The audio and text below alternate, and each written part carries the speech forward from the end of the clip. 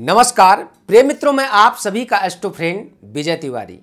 मैं आज आपको बताऊंगा मित्र, अंग फड़कने का प्रभाव। कई बार आप लोगों ने प्रश्न भी किया, कई बार आपने जीवन में एहसास भी किया है कि हमारे कुछ अंग फड़कने लगते हैं और अंग के फड़कने से हमारे जीवन में कभी कभी कुछ शुभ होता है और कभी कभी बहुत अशुभ होता है। कौन से अंग के फड़कने से आपके जीवन में शुभ होने वाले का संकेत है और कौन से अंग फड़कने से अशुभ संकेत है। स्त्री का अगर कोई बायां अंग फड़क रहा है, उसका क्या उसके जीवन में लाभ मिलेगा या नुकसान होगा, और पुरुष का क्या दाहिना अंग फड़कता है तो क्या लाभ होता, क्या नुकसान होता है। मैं आज आपको अंग फड़कने पे बहुत सारे मैं आपको उपाय भी बताऊंगा और उसके कारण भी बताऊंगा। कोई भी अंग अगर है आपके शरीर में तो उस अंग का भी निर्माण जो आपने किया है ना, वो परमात्मा ने किया है। हर एक अंग के फड़कने का अलग अलग कारण है और अंग सर से लेकर के मित्र पैर तक फड़कता है। एहसास करिएगा, हर एक अंग के फड़कने का अलग अलग प्रभाव भी है। लेकिन उससे पहले मैं कहूंगा कि अगर अभी तक आपने हमारे चैनल को सब्सक्राइब नहीं किया, एक बार आप सब्सक्राइब करें, लाइक करें, शेयर करें। अगर आपके मन में भी कोई प्रश्न है तो आप मुझसे प्रश्न कर सकते हैं। जैसे शास्त्र भी कहता है, अगर बायां अंग स्त्री का फड़कता है तो उसके लिए शुभ होता है। आंख का फड़कना अच्छा होता है, बाएं हाथ का फड़कना, बाएं पैर का फड़कना, यानी स्त्री का जो बायां अंग है शादी के बाद पूरा वो पवित्र माना जाता है। और बाएं अंग का फड़कना, कहते हैं ना कि बाएं अंग के फड़कने से स्त्री जातक के लिए कुछ शुभ समाचार प्राप्त होता है, लेकिन पुरुष का बायां अच्छा नहीं होता, दाहिना अच्छा माना गया है। कई बार लोग अंग फड़कने पे वहां पे कागज चिपका लेते हैं, कुछ लोग कुछ बांध लेते हैं, इसके बावजूद भी अंग फड़कना बंद नहीं होता। कई बार तो कई दिनों तक फड़कता रहता है।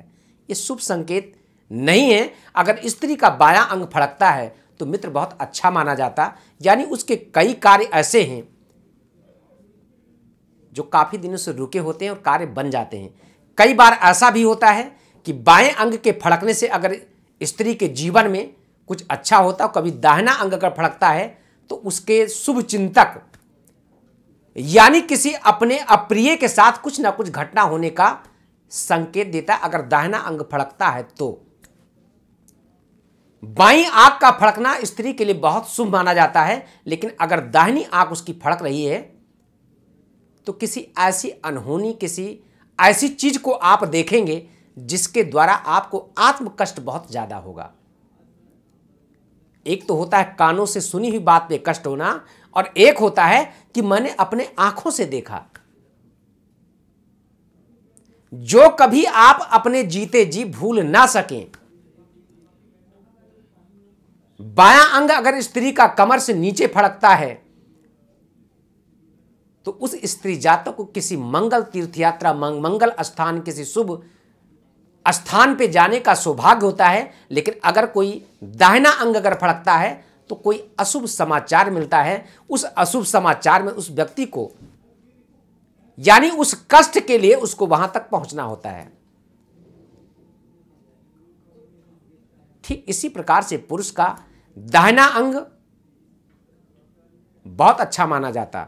दाहिनी आंख अगर फड़कती है तो कुछ ना कुछ आपके जीवन में जो काफी दिनों से आपका कार्य रुका हुआ है या किसी ऐसे चीज का आप बेसब्री से इंतजार कर रहे हैं, वो चीज आपको प्राप्त हो सकती है, हो भी जाती है।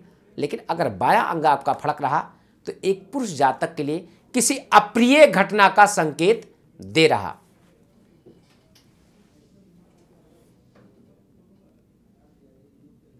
अगर बायां गाल आपका फड़क रहा है कान से नीचे तो पुरुष जातक के लिए बहुत अच्छा नहीं है। अपनी वाणी पे कंट्रोल करना चाहिए, क्योंकि आपके मुख से कुछ ऐसे शब्दों का उपयोग, किसी अपनों के लिए ऐसे शब्द का उपयोग हो सकता जो आपके जीवन भर के लिए आपसे वो शब्द के द्वारा व्यक्ति दूर हो सकता है। मतलब जो आप कभी पछतावा करने के बावजूद भी अपने आप को शायद कभी माफ ना कर पाए।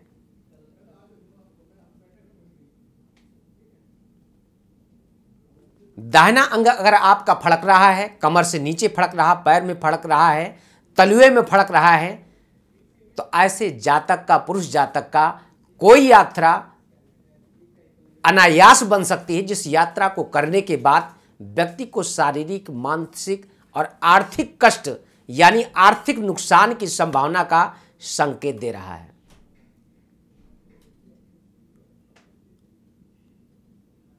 ऐसे जातक के लिए क्या करना चाहिए?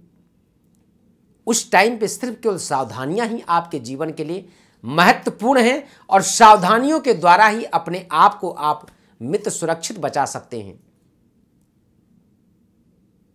जैसे स्वप्न का विचार होता वैसे अंग फड़कने का भी विचार होता है। आप इसके बारे में कभी भी मुझसे संपर्क करना चाहते हैं तो आप जानकारी ले सकते हैं। मैं आपको बताऊंगा कौन से अंग फड़कने से आपके जीवन में क्या साइड इफेक्ट पड़ता है, जिसके कारण आपके जीवन में आपको फायदा होगा, नुकसान होगा। वैसे आप हमारे बहुत सारे वीडियोज इस तरह से यूट्यूब पे आप सर्च कर सकते हैं, देख सकते हैं कि कौन से अंग के फड़कने से व्यक्ति के जीवन में क्या नुकसान होगा, क्या फायदा होगा। कई बार आप लोगों ने देखा है, अगर सामने कोई छींक रहा है, आप घर से निकल रहे हैं, सामने से अगर कोई व्यक्ति छींकता तो आपके लिए अच्छा माना जाता है, लेकिन कोई व्यक्ति अगर पीछे से जिधर से आप निकल रहे हैं और आपके पीछे छींक रहा है, उस टाइम घर से नहीं निकलना चाहिए। हर एक चीज का कारण है। उन कारणों को पहचाने। पहले के लोग इन चीज़ों पे बहुत शोध करते थे, बहुत विचार करते थे, और विचार करने के बाद भी उनके जीवन में कष्ट आता था, लेकिन इतना नहीं। आज के डेट में लोग विचार रहे, लोग कहते क्या है, अरे ये सब तो इनका काम यही है, ये सब तो चलता है। नहीं, ये समय आपको इंडिकेट परमात्मा के द्वारा आपको दे रहा। भाई घर से आप निकल रहे हैं, कोई मायने था कि जब आप घर से निकले तभी बिल्ली रास्ता काटे? नहीं, बिल्ली रास्ता काटने आई है तो वो संकेत दे रही है कि अभी आप घर से ना निकलें। आपसे अभी प्रेजेंट टाइम में घर से निकलना आपके लिए हितकर नहीं होगा। आपको कहीं ना कहीं नुकसान हो सकता है, शारीरिक हो, आर्थिक हो, मानसिक हो सकता है। लोग नहीं मानते हैं, जाते हैं, नुकसान होता है, उनको समझ में आता है। प्रतिपदा के दिन आपको घर से क्यों नहीं निकलना चाहिए? प्रतिपदा के दिन आपको किस दिशा में दुशासूल होता है, क्यों नहीं जाना चाहिए? चतुर्थी के दिन आपको कौन से दिशा को जाना चाहिए, क्यों नहीं जाना चाहिए? हर चीज का एक मायने है। उन चीजों को समझने का प्रयास करेंगे तो जीवन में आपके सब कुछ अच्छा होगा। दिशाशूल होता है। राहु काल में कोई काम क्यों नहीं करना चाहिए? आप बोलो नहीं मुझे तो करना है, तो भाई कर रहे हो, भोग भी रहे हो। कई बार आपने ऐसा देखा है कि कुछ समय, अशुभ समय पे मैं कोई नया कार्य प्रारंभ करता हूं, पूरी ताकत लगा देता हूं, फिर भी कार्य नहीं चलता है, नहीं संपन्न होता है। भूमि पूजन आपने अशुभ समय पे करवा दिया, जिस टाइम पे आपने भूमि पूजन करवाया उसके बाद एक ईंट नहीं रख पाए, पूरी जिंदगी बीत गई। जब भी आप प्रयास करते हैं, प्लान करते हैं, शायद सफल नहीं हो पाते हैं, कोई दूसरा समस्या आ जाता। कई सारे इसके कारण हैं, तो उन कारणों को समझना चाहिए। और जब आप उन चीज़ों को समझ जाएंगे, शास्त्रीय आधार पे अगर आप चलेंगे ना, सब कुछ अच्छा होगा। दवा वही है जो डॉक्टर के निर्देशानुसार अगर दवा का सेवन करते हैं, दवा का काम करती है, लेकिन अपने स्वतः विचार से काम करते हैं ना, वही दवा आपको नुकसान करती है। तो आज के लिए इस वीडियो में सिर्फ इतना ही। मैं आपसे पुनः कहूँगा कि अगर अभी तक आपने हमारे चैनल को सब्सक्राइब नहीं किया, सब्सक्राइब करिए, लाइक करिए, शेयर करिए। पुनः मैं आपसे कुछ नए विषय को लेकर के फिर चर्चा करूँगा। तब तक के लिए नमस्कार। जय श्री सीताराम।